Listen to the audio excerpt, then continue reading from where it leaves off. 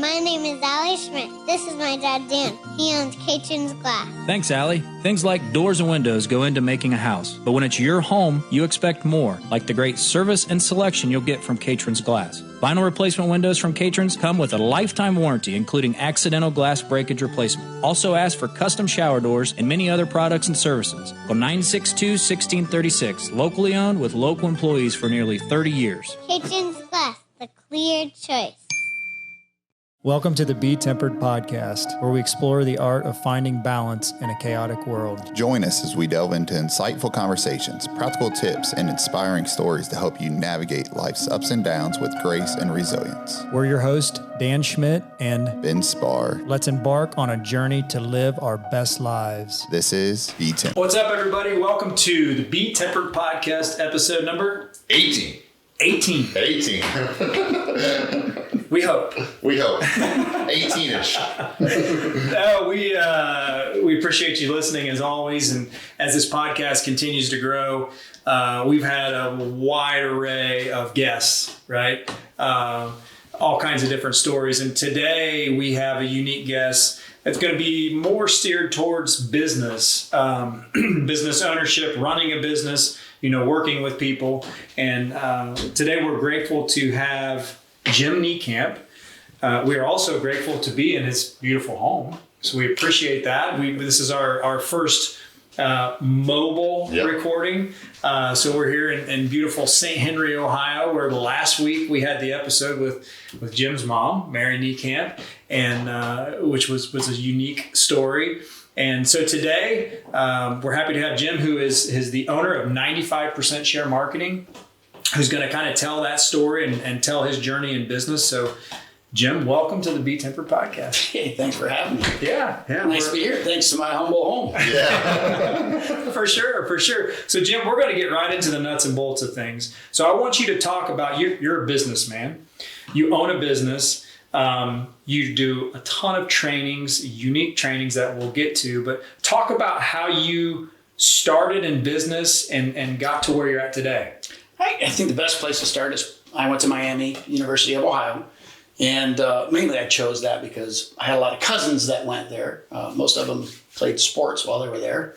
I was a little bit too small and too slow. Couldn't do any of that kind of stuff. But when I was a senior, that's when you start getting serious about what it is that you really want to do for a living. And I've always enjoyed business. For the classes that I had, I started out with accounting background or accounting degree. Got into my junior year, realized I'd rather spend time in front of people versus behind a desk. Mm-hmm. Not that the figures bothered me, it's just I felt more comfortable there. So we get to senior year, trying to decide what it is that I'd like to do for a living, and I remember we had a parents' weekend, and I roomed with a lot of guys whose parents were business people. And one of the fathers, Mr. Daly, I remember speaking to him off to the side, and I'm like, I'm not really sure what it is that I'd like to do for a living. What advice would you have? And he said, well, do you want to work for a very large corporation where, you want to eventually build yourself into that corporation and run a big corporation? Or do you see yourself more as an entrepreneur where you want to do something on your own? And I said, well, if I had to choose, I definitely would see myself more as an entrepreneur. He says, then I would pick an industry that is going to be an industry that's going to be around for a very long period of time. And then I would start in sales. And I'd start in sales because if you know the customer, you know the business. And then you can move anywhere you want inside that business, which I thought was very, very sage advice. And it's advice that I pass on to other people too, because it's just a really good, wonderful way to start, depending upon what it is that you see that yourself doing. People have different skills. They like to do different things. I was just more oriented towards that. So I'm going to have a double date with my now wife, Julie, and we're going to double with Ann Eiding, who is Julie's neighbor, whose father owns the vast majority of stock in Midmark Corporation. And that afternoon, I'm at Miami, I go to King Library, and I'm studying two different industries. One industry is the computer industry, because back then you would program a computer with punch cards. So this is way So back. what years was it? This is 1983. Okay. I was 5. Go ahead. We won't comment how old I was. Ben wasn't born. Anyways. I had hair back then. So I'm searching it, and it's growing like 15% per year. And the other industry that was growing about 15% per year was the medical industry. And I remember thinking, there's so much change that's going on in the technology arena. I guess if I had one last dollar to spend, I'd spend it on my health. So I decided right there and then that I'm only going to focus on the healthcare industry. And then I also remember thinking, I don't want to sell cotton balls, tongue depressors, band. I'd like to have something that's going to be a little bit more complicated. Just because I just feel like my skill sets are probably more oriented around that. So I decided that afternoon, that's what I'm going to do. Drive home, and I go over to Ann Eiding's house, because that's where Julie is. And Jim, her father, answers the door. And he greets himself. He says, "Hey, would you like to have a beer?" Love to. So he opens up his refrigerator. I cannot pronounce one single one of those beers in that refrigerator. I'm like, "Mr. Eiding, you're going to have to choose, because I have no idea, but I'll be happy to take one." So we sit down on the couch. He says, "Where you go to school?" And I went through the whole story. And he says, "What do you want to do?" And I went through the whole story. I want to sell, I want to be capital equipment, I want to be in medical industry. It's growing 15% per year. I just rattled off everything that I had just learned about 2.5 hours earlier. And he looks at me and he says, if you're interested in getting in the medical industry, you might want to take a look at my company. And he gets up and he leaves. And I turn to his son, Josh. I'm like, "Josh, what medical products does Midmark make?" Because back then they made trenchers. I had no idea they were even in the medical industry. And he looked over at me and says, "Examination tables." So I go back to school and I write him a letter that I'd like to have an interview. And I got an interview. And the first person that I interviewed was the guy that was going to eventually be my boss. And we go through the interview. He went to Miami of Ohio, was in the exact same fraternity that I was in, and he was from Minster, Ohio, and we just hit it off unbelievably well. His name was Dick Mormon. Guy was the most well-rounded person I've ever met in my entire life.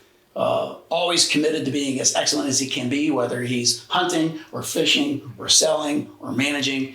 And I was very blessed that he was the guy that mentored me, that managed me.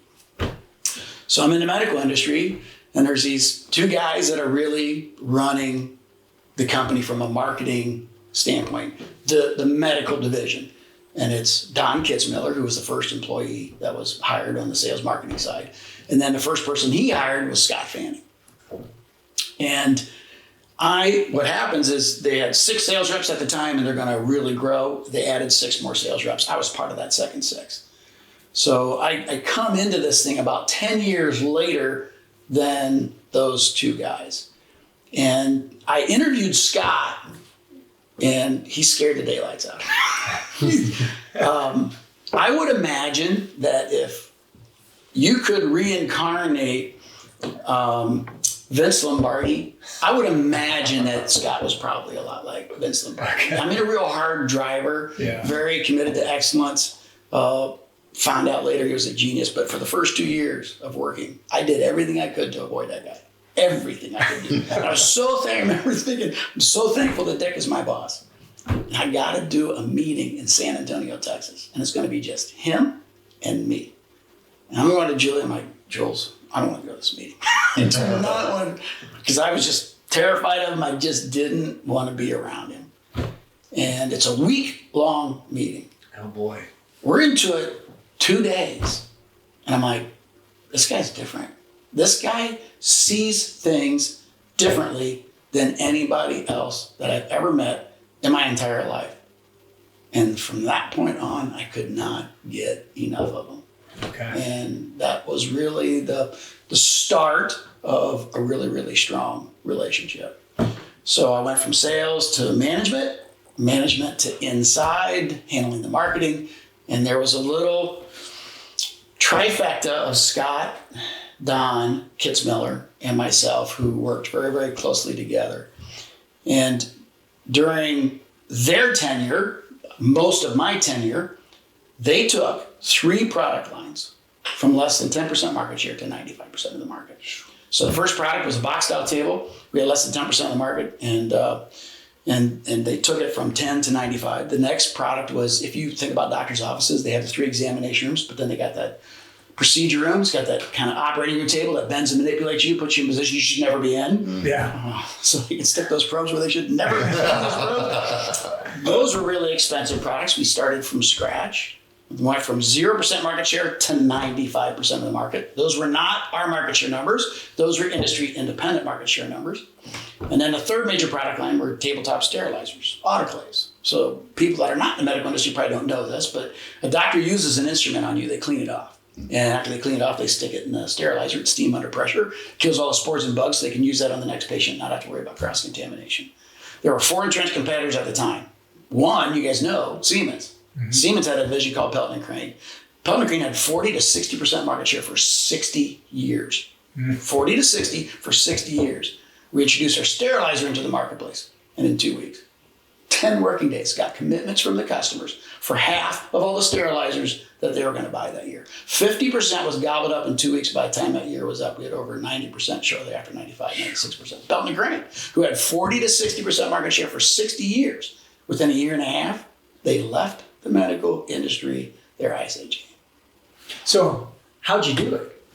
So there's so many elements that are part of it, but that's really what our program is all about today. Because when we left the medical industry, we started 95% share marketing. It's to teach companies how they can do that exact same thing.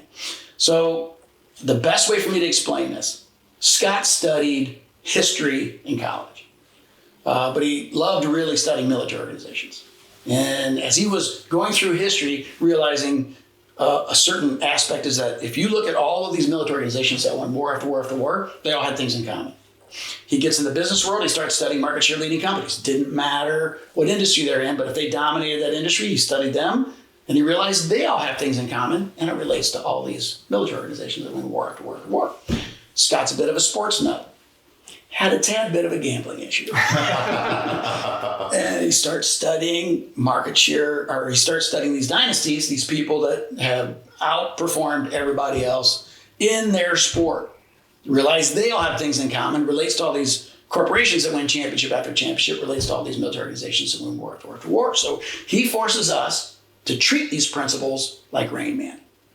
And you can't give this stuff lip service. It's got to be a deep dive. The other piece is, you ever see these guys that spin plates? Mm-hmm. They get on a stage, you get a pole and a plate, you get the plate spinning. They go to the next pole after they get the first plate spinning, and the next pole and the next plate, they get that spinning. What do they do before they go to the third pole and the third plate? They go back to the first to keep that spinning, the second one to keep that spinning. Then and only then do they go to the third pole and the third plate. Mm-hmm. And in business, it's a great analogy for us, for initiatives that we want to put into place. We can generally only do one great thing at a time. And if you get that plate spinning, you can get all the people and the processes to do it, then you can go to the next pole and the next plate. So there were a lot of these poles and plates that Scott and Don put into place in the medical industry in order for us to do that.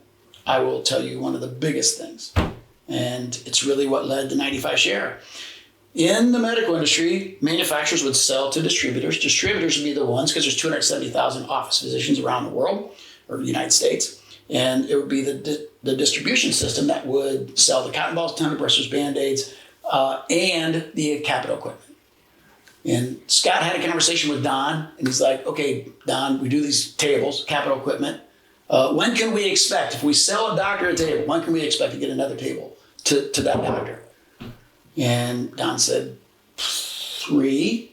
Scott's like, 3 what? 3 generations. Because that doctor will run their practice, their son or daughter will become a doctor, run the practice, and their son or daughter will run the practice, and then by that time the table's pretty much worn out. Scott's like, there's no way we can do this.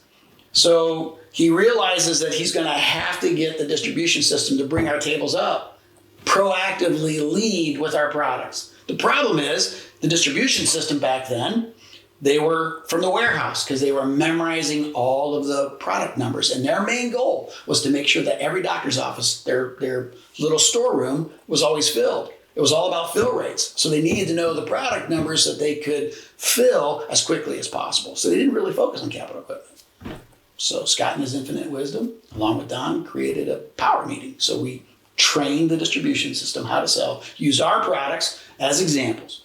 And a rep that was maybe doing $75,000 a year was now doing $150,000. I mean, not a year, but a month, was now doing $150,000 a month.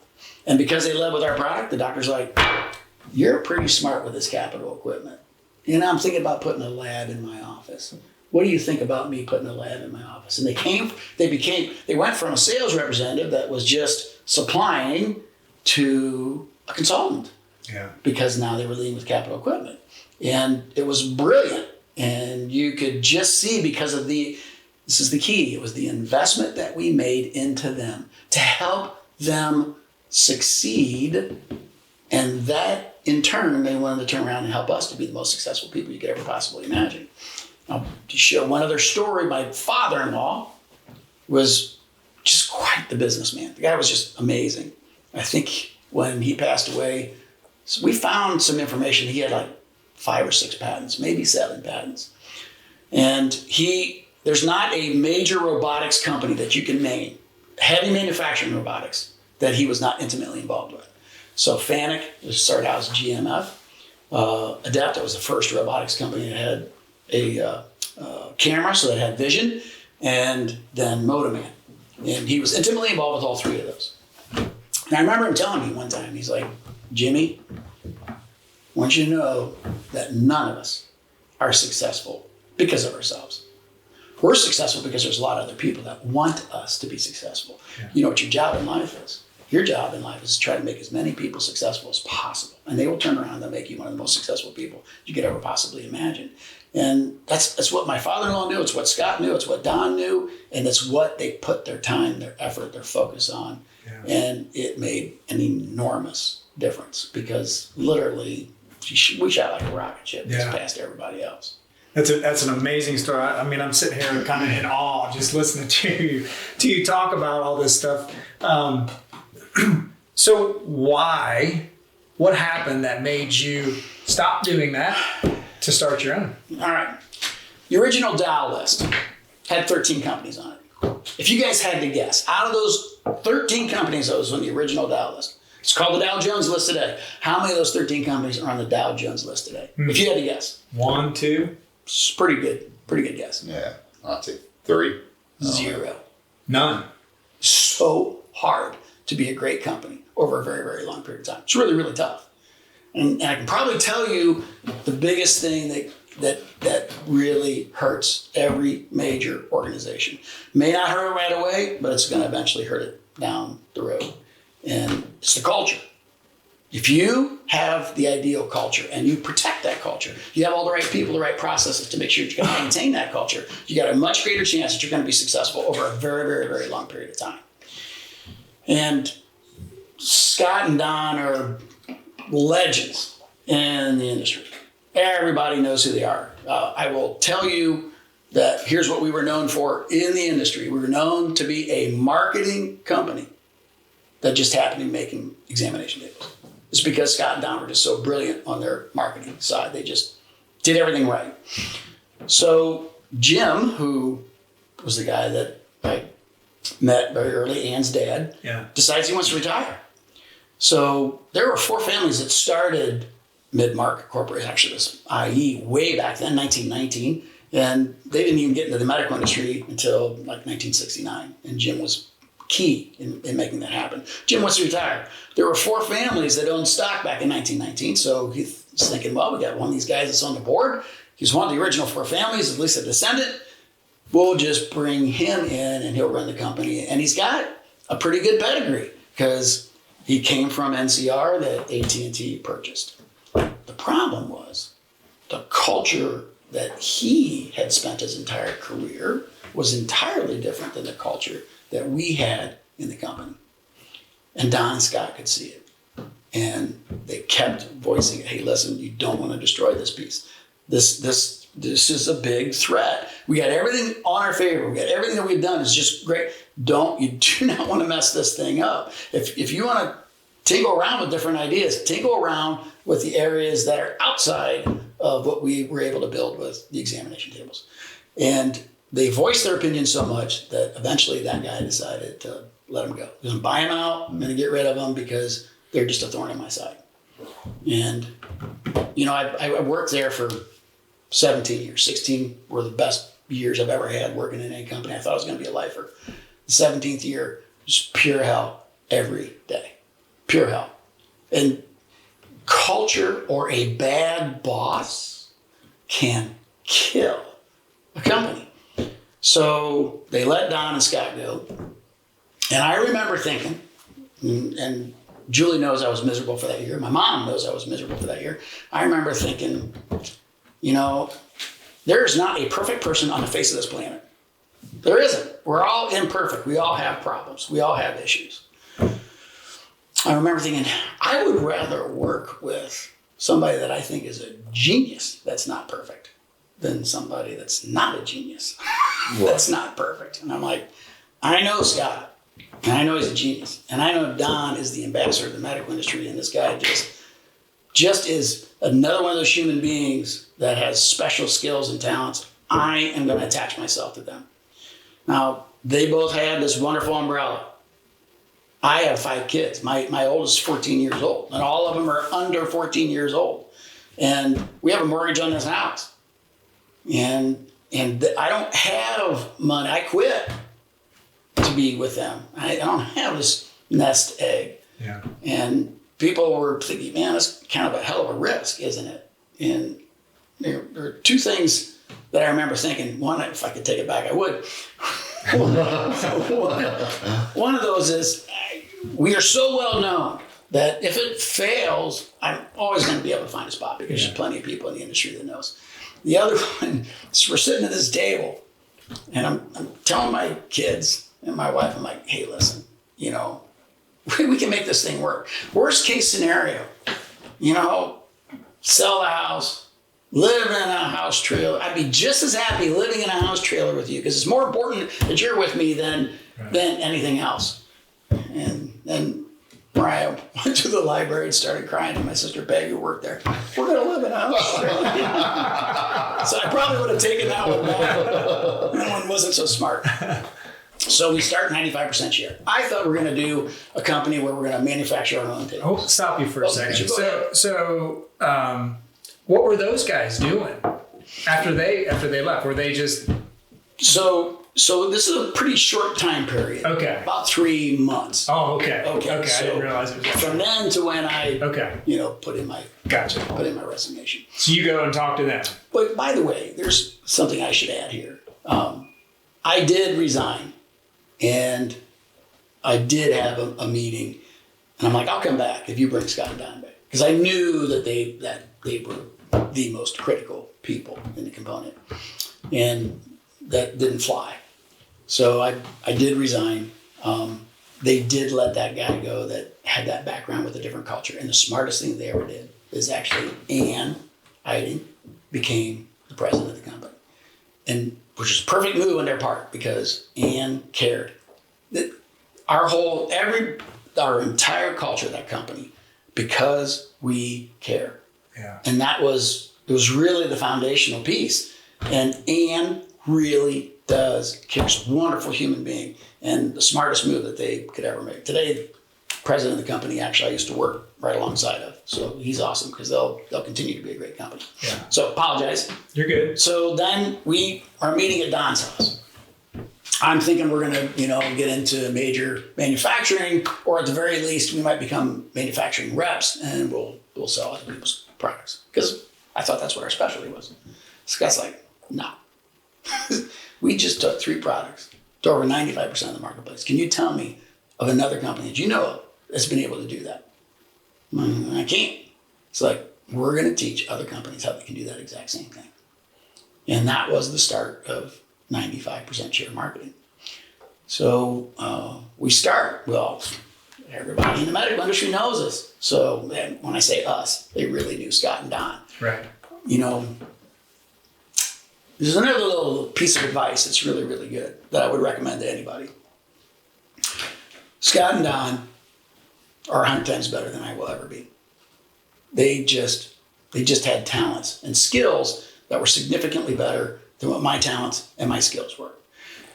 However, I was very blessed to be at the right spot at the right time. And the smartest thing, and probably was divine intervention, probably didn't really have anything to do with what I did, but I just remember it was so important for me that I had to stick with them. It was really important because I knew that they were going to be successful. And they took me with them. You guys ever played tennis with somebody that's worse than you? No, not tennis. I've never played tennis. Okay. Go ahead. Ruin my analogy. I watched it, but go ahead. If you ever play tennis, you play tennis with somebody that's worse than you, your game gets worse. Yeah. If you ever play tennis with somebody that's better than you, your game gets better. Surround yourself with people that are smarter and better than you, and you will. It's amazing how much you grow. It's amazing how much you learn. And that's exactly what happened to me. Now, I probably ruined their game. They helped improve mine, which was really pretty good. So we start 95 Share, and we start doing these programs, and Scott realizes something very quickly. So I was not an A student. And it's not that I couldn't have been an A student. It's just that school didn't really interest me that much. And it wasn't really hard to get through school, and you could get an A and a B without too much difficulty. So there were basically three things that got me through school. One was gym class. I like that. That was a lot of fun. The other one was my third grade teacher, and Mrs. Shiveldecker. And not for the reason you're thinking, however, she was beautiful. But she'd go to the back of the room, she'd open up this closet door, she'd wheel out the squeaky wheel projector, and you could see every kid in the classroom smiling from ear to ear because we knew we were going to see a movie. And she was brilliant because she would say, okay, kids, I'm going to play this movie. You're going to tell me what the learning point is. So that was one thing that got me through school. And the third thing was field trips. And I don't know if your classroom was like mine, but as soon as the teacher said, we're going to go on a field trip, all the papers went up in the air, we're all high-fiving each other. Yeah. We're caged animals, we're getting out of there. Right. So I learned more on a field trip than I ever did sitting in the classroom. Scott realizes this. So he says, we're not going to be in the classroom, and we're not going to teach people the way everybody else teaches people. What we're going to do is we're going to get people a field trip of their dreams. And we're going to go to behind-the-scenes experiences, and we're going to experience cities that the way that people should be able to experience it. We're going to make sure that we get to about 8, 9, maybe 10 or 11 different activities that we do during the day, but every place we go to relates to the business principles that we're trying to get across. And it was just fabulous. And then when we did the classroom, it wasn't death by PowerPoint. Right.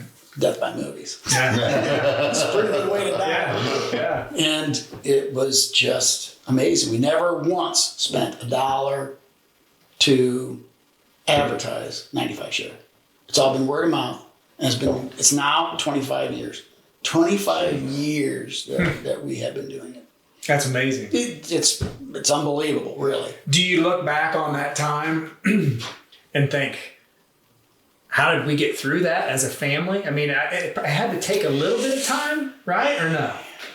To get it going and get off the ground, because it's such a unique experience. I've been through it. I mean, it's been 15 years ago that I went through it in Chicago with you, which was an amazing experience. And I kind of want you to talk about that a little bit. But, as you've got so much faith in these guys, right? They're your mentors, and you're going to stand behind them no matter what. But there's still a little bit of doubt. Yeah, two things. One, when I was a kid, the bread drawer. We had a little drawer. That's where all the bread was. And the bottom of the bread drawer was a plate that had a little funny saying, behind every successful man stands a woman telling him that he's wrong. And the reason I bring this up is behind every successful man, if he's married, is a wife that is absolutely amazing. Mm. And that's what Julie was. She raised the family. I mean, for all intents and purposes, she raised the family. Yeah. I found out something when I was a sales rep back at Midmark days. Because we sold through a distribution system, I found out that all the other manufacturing reps, they stayed home on Monday and they stayed home on Friday. And I realized that if I worked on Monday, I worked on Friday, I could outperform everybody else.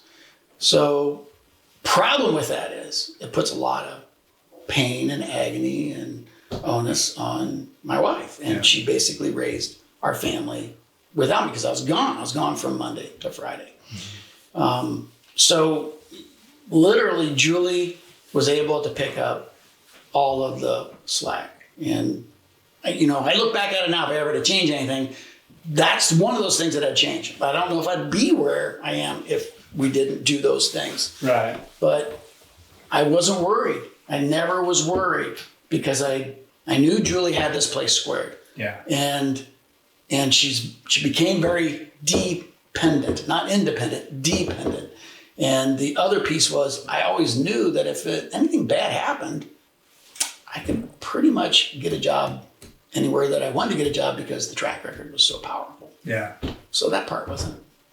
I never remember being stressed out. I remember being happy again. Yeah. And it was wonderful to spend. Now, did we have to go through some sacrifices? Yeah. Right. I ended up refinancing the house, put a bucket of that money off to the side in case we needed it because I was getting a fraction of what I was making beforehand. But there was never really an issue. Julie was very disciplined on how she spent money. And there were a lot of sacrifices that she made. And, those sacrifices, sometimes it's good. It's good to make the sacrifices. It's good to live off of a smaller budget. It's good to understand that you can't make money an important element. You got to make the other things important. If you make the other things important, money always comes. Scott never once focused on goals. He focused on the vehicles that we needed to use to implement, and the goals would take care of themselves.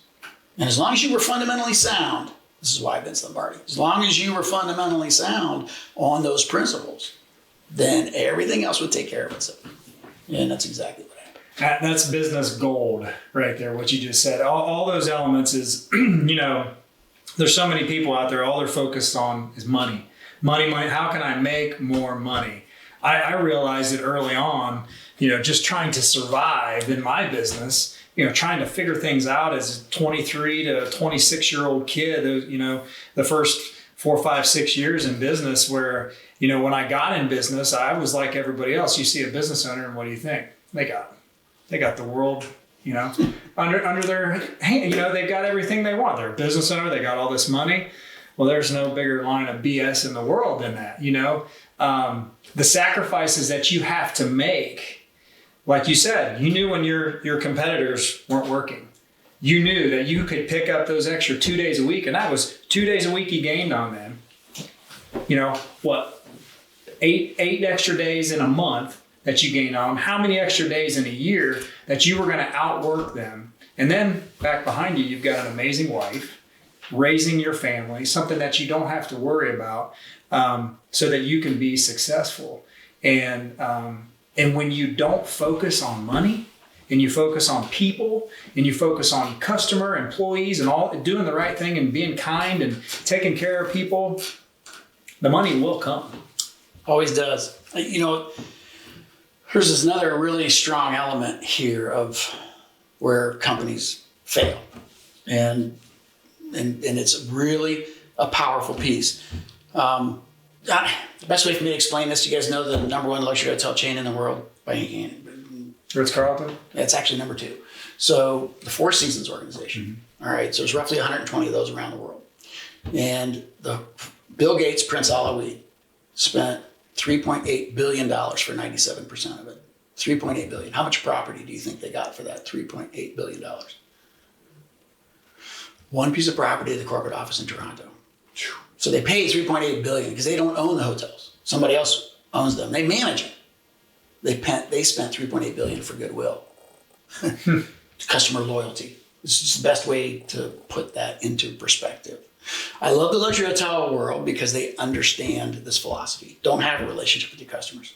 Own that relationship with your customers. There's a big difference between having one and owning that relationship. Owning it is when you really develop a very deep relationship with them. Well, the only way you can do that is you got to know them better than they know themselves. Yeah. Then you got to figure out the creative ways that you're going to delight them. Now, there's a book out there by Jeffrey Gitomer, Customer Satisfaction. If I satisfy a customer, doesn't guarantee me that I'm going to get them again. Doesn't guarantee that they're going to brag about me. If I'm below satisfaction, on average, they say they're going to tell 50 people.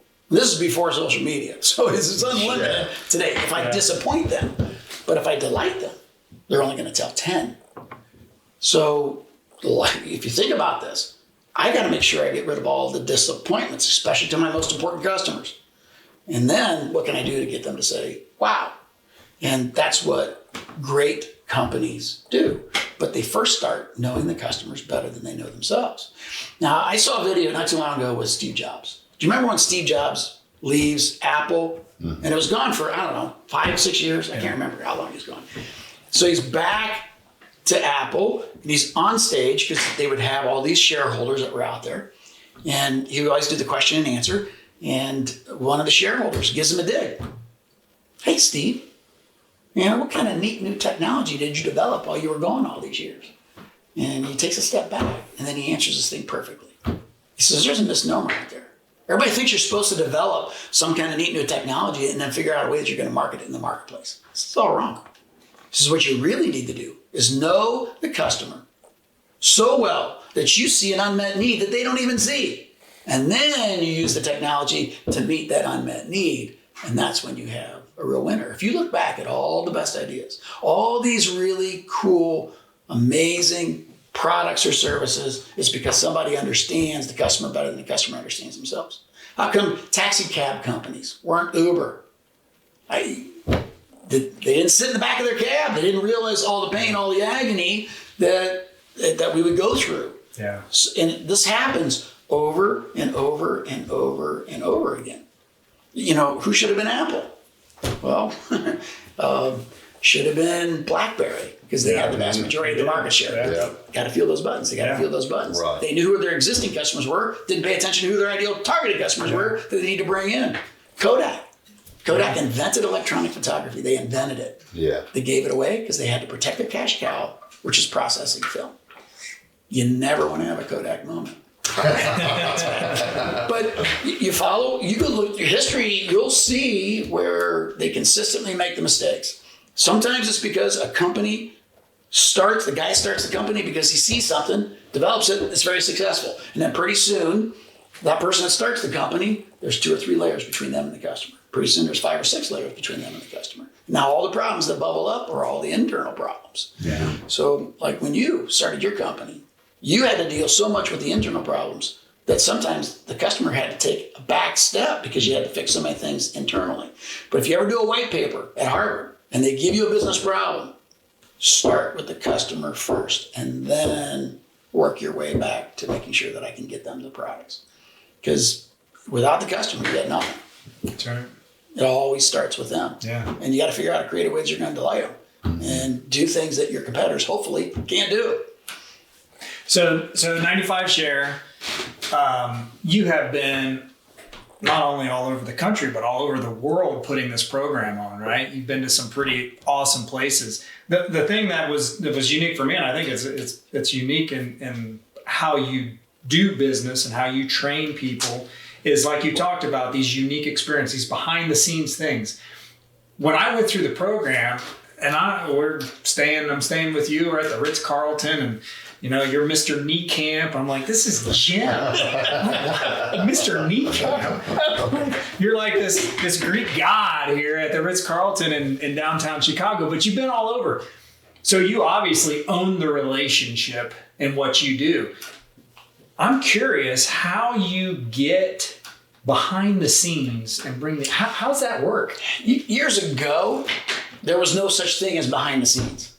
So what we would do is go to the facility, try to find somebody that was involved with events, and then explain what it is that we would want to do. And that really was what caused our ability to get behind the scenes. And it was really, really fun. Today, companies that are or museums or facilities are much more oriented around behind the scenes because it's grown over the years. I'd love to say that we could take credit for it, but it was smart because they knew that they had to create different experiences for their customers.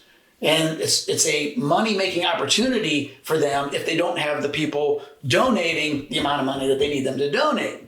So it was really smart of these organizations to do behind the scenes. So today, so much easier to go ahead and do it. Yeah. Back then, it was a little bit harder because you had to do a lot more research. Today, we have the internet. So you can do a lot more research And you can get an idea of what these places are going to be and some of the things that you think are going to be really cool. Back then, didn't have any of that stuff. Yeah. The internet was not even a twinkle in our world. Yeah. So you got to be old to know that one. I know that one. So all those experiences, is there one that you do or a place that you go that you can kind of give our listeners an idea of what they would experience that you would say, this is my favorite thing. This is my favorite thing to bring a customer in and show them this experience. I know you got a ton.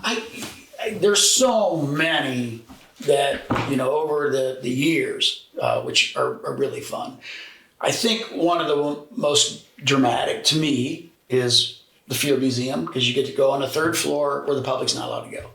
And people don't realize that, like, for example, the Field Museum, it is a research library. That's the purpose. It's a library. And they happen to have the first two floors open so that they can make money, so they can pay for and fund the research. So it's always kind of nice to get up on the third floor where the public's not allowed to go and you listen to a real Indiana Jones. And we've had many over the years at the Field Museum, for example. But one of my favorites is the birds, the ornithologists. And they'll take an example of convergent evolution. This is just an example. And the best example of convergent evolution is they'll show you two birds. They look exactly alike. One's an eastern meadowlark, looks exactly the same as a longclaw that you only find in Africa. The eastern meadowlark is here in the United States. And you look at them, you're like, no, they're identical except for their size or their foot. And these are two birds that are not even remotely close to each other. You have to go way back in evolutionary time in order to find the common ancestors. They're both birds, but they're entirely different families of birds. And they feel they evolved, they converged by evolution because the habitat that they live in is very, very similar. Mm-hmm. Low brushlands, they have a little cryptic on the back so they don't get eaten by a hawk, and they've got this plumage, their phenotype and their voice, their singing songs to either attract female birds or to let other male birds stay out of here. These are my bugs. You're not allowed to have any of my bugs. And they jumped from that to the bird's paradise. And it's an entirely different evolution. That's sexual selection. So these birds, the male birds, have this big elaborate dance floor, and they go through these shape-shifting forms. You would never even recognize that it's a bird, and they're doing it all for a female. And the female's up above watching it. And if you do it really well, because the female goes from dance floor to dance floor, and if you do it really, really well, you get most of the females. Now, there's not always that, but then what happens is that particular element that they really like, maybe it's the length of their tail feathers, then it gets longer and longer and longer and longer, and that's how they evolve. Well, people go through all this and think, that's pretty cool. Well, then the business message, that convergent evolution is a microcosm of the business world. You got competitors out there. We're just like they are. We look just like they are. Yet these are two entirely different species, and you're entirely different than they are. So what we have to do is we got to take it from convergent evolution.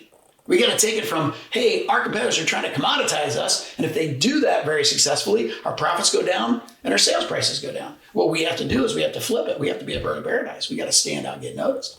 And we have to make sure that we differentiate ourselves from everybody else, that is business 101 if you want to make sure that you can put yourself into a better environment where you're going to be successful. And there's a great book out there called Blue Ocean Strategy. And it's written by two people from Harvard University. Scott asked me to read it. I'm like, I'm not reading that book. But they get into it very early. A red ocean is bloody because your competitors have commoditized you. A blue ocean, you got to go where your competitors are not willing to go, but it's got to be something very important to the customer. And if they don't know it's important, because you went through the work to figure out something that they love, that you understand, that they don't understand, then you can create a blue ocean. And that's what the birds of paradise are doing. They're creating a blue ocean. They're differentiating themselves. They're standing out. They're getting noticed, which are all just business principles that if I outperform everybody else in these business principles, I'm going to be extremely successful. Yeah. But you got to start knowing the customers better than they know themselves. Yeah. Then delight them. And then you got to be able to repeat that. And there's a whole bunch of other things that are part of that. And you got to own the relationship, right? It is. If I stuck you in solitary confinement, you guys would go nuts. We're wired for relationships. Doesn't it make sense to have a business strategy, to not just have a relationship, but to own that relationship? And that's the brilliance of Don and Scott. They understood. Scott loves gambling, so he loves putting himself in the best winning percentage. And he understood that pretty early, that the best strategy I can ever have is owning a relationship, because I got a much greater chance that that's going to be successful than any other business strategy that I could choose. You can choose to be the most efficient, most economical, but that's just one small piece. And there are companies that are very successful doing it. Right. But the fact of the matter is, you really, really win, and you win big, and you have more profits, and it's easier to deal with. And it's so much, you're afforded so much more flexibility. If you own the relationship, and once you do that, they pay a premium for it, and you got a lot more profit that you can work with. It's just a smarter business philosophy and strategy. Absolutely. Scott and Don, talk about them at this stage. So Don has retired. I like to joke 7 times. The guy, I still have yet to meet anybody that can work a crowd. Anybody that you're one-on-one with him, and you're the most important person in the world. The guy was just amazing. Still is amazing.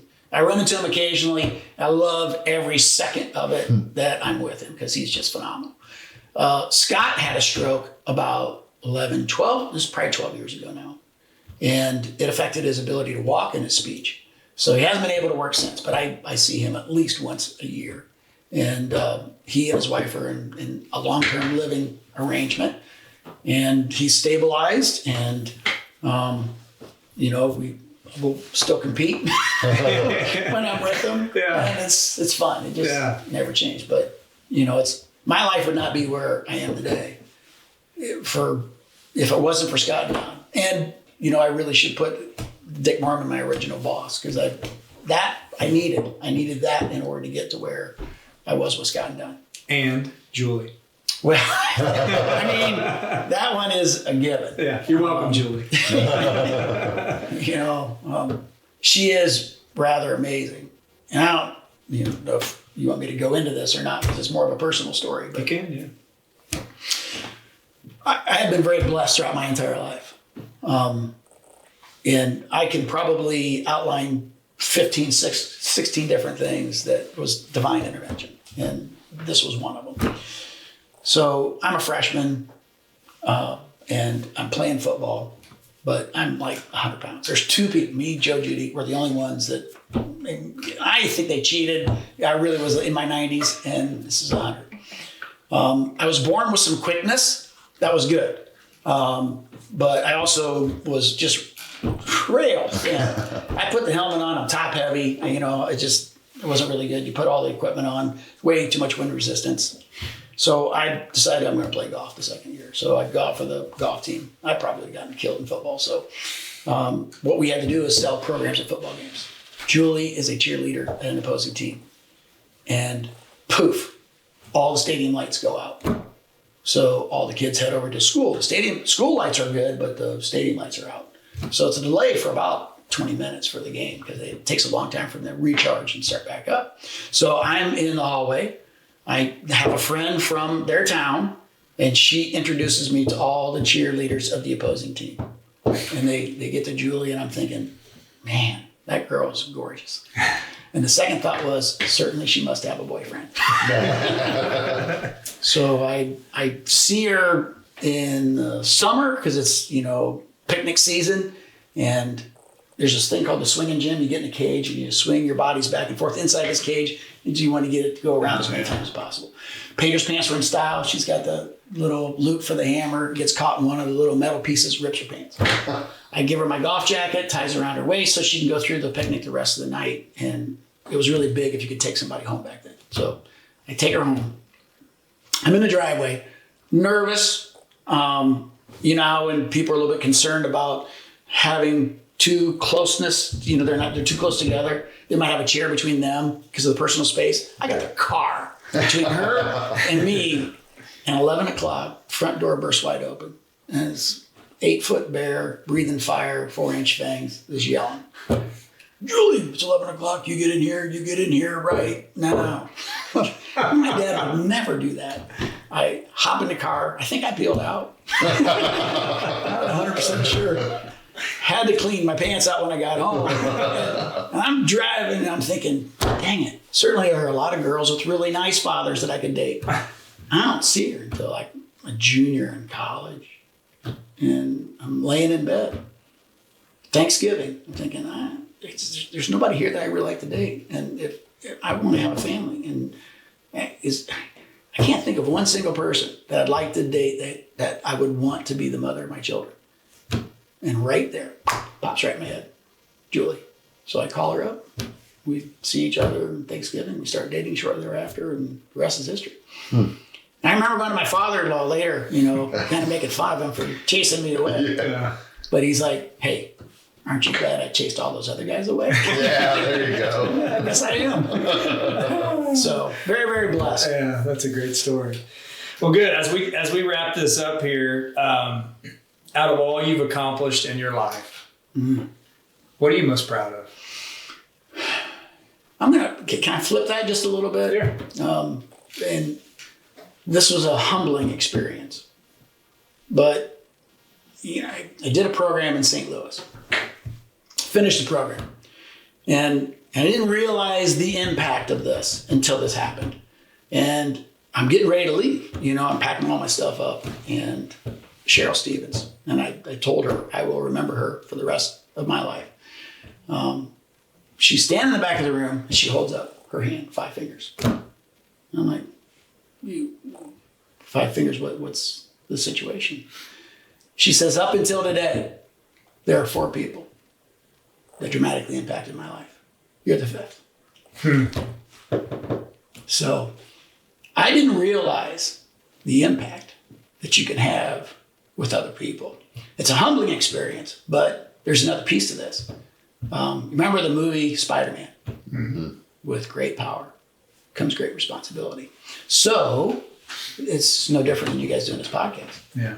I mean, there's a responsibility that you got to do the best that you can do. So that moment on, I knew that every single time I had to do a program, it had to be a program that I had to give my absolute best. I had to do the right preparation. I had to approach it the way actors and actresses approach it, that, hey, I might have done this 1,000 times, but it's the first time that they've seen me, so I got to give it my absolute best. So it's a humbling experience, but when that happens, it's such a fulfilling experience. Yeah. And it's probably the thing that I didn't know was going to happen, but it means more to me than anything else. Right. It reminds me of, you hear a story of Kobe Bryant, how, he would play hurt. He would play injured, and they would say, Kobe, why? Why do you keep playing? You're injured. Take the night off. And he said, no, somewhere out there's a father and a son, or a father and a daughter, and they paid money to come watch me play. And if I'm not out there playing, I just ruined that kid's life. But if I'm out there playing, I can make that impact on them, whether I'm injured or I'm not injured. And it's the same kind of thing. As we've done this podcast and we get text messages and phone calls and, all these different messages we receive, when we started, it was like, one person, if we can just help one person, we're recording in my basement of my home, wondering, is the iPhone recording?